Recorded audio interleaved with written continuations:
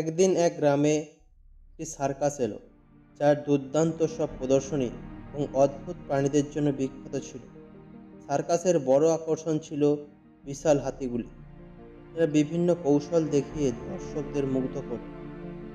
সকালে একজন লোক হাতির শিবিরের পাশ দিয়ে যাচ্ছিলেন। তিনি দেখলেন বিশাল প্রাণীগুলোকে বাঁধা হয়েছে খুব ছোট্ট দড়ি দিয়ে, আর এই দড়িগুলি তাদের একটি পায়ের সঙ্গে বাঁধা ছিল, যা কেউ সহজেই ভেঙে ফেলতে পারত। একটু ভাবতে লাগলো, এই বিশাল হাতিগুলি এত শক্তিশালী হওয়া সত্ত্বেও দড়িগুলি ছিঁড়ে পালানোর চেষ্টা করছিল। অবাক হয়ে তিনি হাতির প্রশিক্ষকের কাছে জানতে চাইলেন, এই হাতিগুলি এত সহজে পালাতে পারত, কিন্তু তারা পালাচ্ছে না কেন?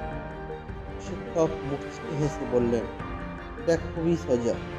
যখন হাতিগুলি ছোট্ট ছিল, আমরা একই দড়ি ব্যবহার করে ওদের বাঁধতাম।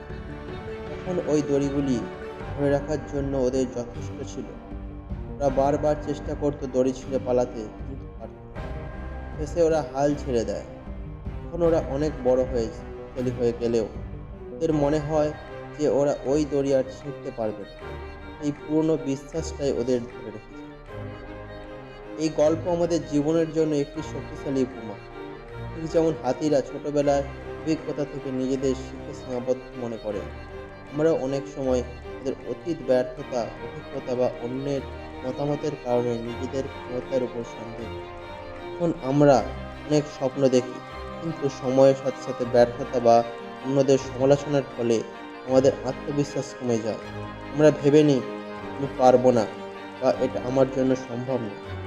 এই ধরনের চিন্তাভাবনা আমাদের মনের মধ্যে তৈরি হয়ে যায়, যা আমাদেরকে থামিয়ে রাখে। এই গল্পটি আমাদের শেখায় যে আমাদের আসল সীমাবদ্ধতা বাইরের নয়, ভেতরে। যদি হাতিগুলি তাদের শক্তি বুঝতো, তাহলে তারা সহজেই মুক্ত হতে পারত। একইভাবে আমাদের নিজেদের শক্তি ও সম্ভাবনার প্রতি বিশ্বাস রাখতে হবে। অতীত আপনাকে ভবিষ্যৎ নির্ধারণ করতে দেবে না। গল্পের শিক্ষা হলো এই যে, অতীত আপনার ভবিষ্যৎ নির্ধারণ করতে দেবেন না। নিজের সীমাবদ্ধতাকে অতিক্রম করুন আর আপনার জীবনকে অর্থপূর্ণ ও সফল করুন।